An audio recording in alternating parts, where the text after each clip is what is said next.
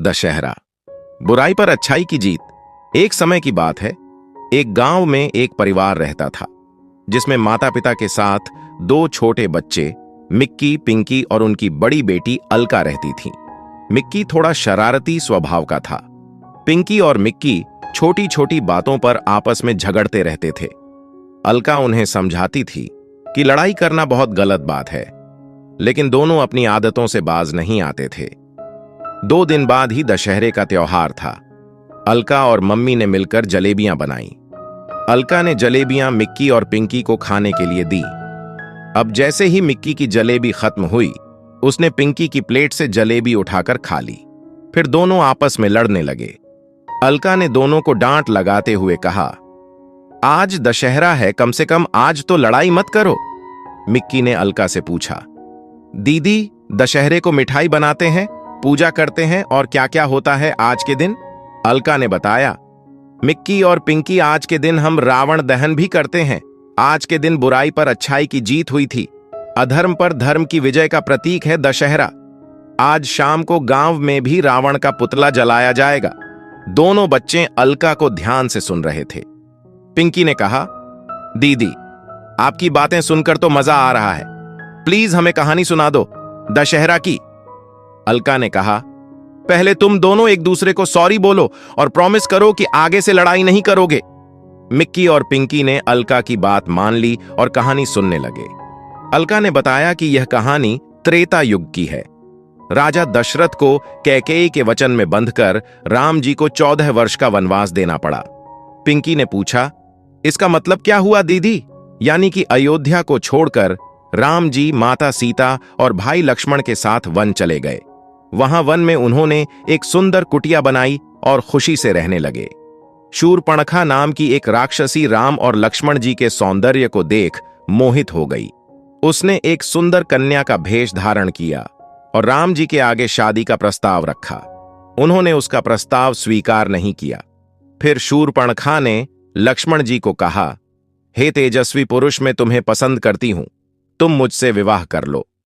लक्ष्मण जी के मना करने पर भी वह अपनी चिकनी चुपड़ी बातों में लक्ष्मण जी को फंसाने लगी।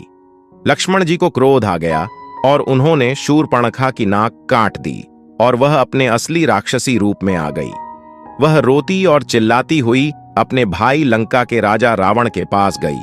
रावण ने शूर्पणखा को इस हाल में देख पूछा, किसकी इतनी हिम्मत जिसने लंकेश की बहन की यह हालत की? मैं अभी उसका वध कर दूंगा। शूर्पणखा ने रावण को भड़काया कि जिस तरह उन्होंने एक स्त्री का अपमान किया है, ठीक उसकी तरह आपको भी प्रतिशोध लेना पड़ेगा। रावण ने कहा, तुम कहना क्या चाहती हो? भैया, राम और लक्ष्मण 2 सुंदर युवक हैं और उनके साथ एक परम सुंदरी स्त्री भी है जिसका नाम सीता है। वह राम की पत्नी है, आप उसका हरण कर लो। रावण ने उसकी बात मान ली और एक मायावी जाल बुना। मारीच नाम का एक राक्षस सोने का हिरण बनकर वन में गया। उस पर माता सीता की नजर पड़ी।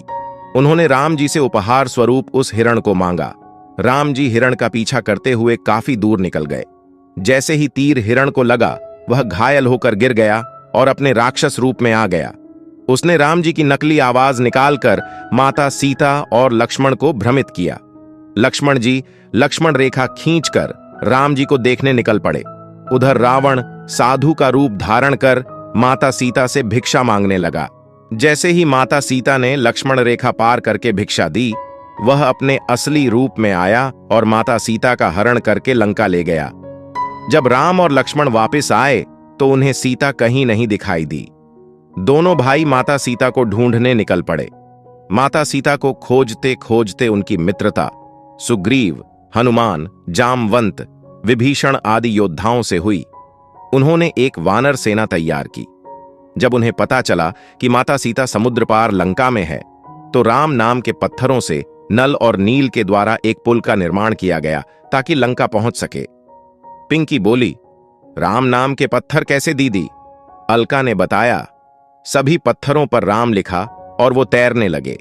इस तरह राम सेतु का निर्माण कर पूरी सेना लंका पहुंची। युद्ध में पहले राम जी ने कुंभकर्ण का वध किया, फिर लक्ष्मण जी ने मेघनाद का भी वध कर दिया। अंत में राम जी और रावण के बीच युद्ध आरंभ हुआ। रावण अपनी मायावी शक्तियों का इस्तेमाल करने लगा। राम जी ने उसका सिर धड़ से अलग कर दिया, लेकिन वह तब भी नहीं मारा। उसका सर वापस आकर जुड़ गया और देखते ही देखते उसके 10 सिर जुड़ गए। मिक्की हैरान होकर बोला, तो फिर रावण मरा कैसे? अलका ने बताया कि रावण के भाई विभीषण ने राम जी को बताया, प्रभु, रावण की नाभि पर निशाना साधिए तभी उसका वध होगा। राम जी समझ गए। उन्होंने अपने धनुष पर बाण चढ़ाया और सीधा उसकी नाभि पर निशाना लगाया। नाभि पर बाण लगते ही रावण जमीन पर गिर गया और मर गया। इस तरह प्रभु श्री राम ने रावण को पराजित कर दिया। बस तभी से दशहरे का त्योहार मनाया जाने लगा। पिंकी और मिक्की को महसूस हुआ कि दशहरा सिर्फ शोभा यात्रा, पुतला जलाना और उनकी पसंदीदा मिठाई के बारे में नहीं है, बल्कि यह सिखाता है कि बुराई कितनी भी शक्तिशाली हो, लेकिन जीत हमेशा सच्चाई और अच्छाई की होती है। हमारे चैनल को लाइक, सब्सक्राइब करना न भूलना।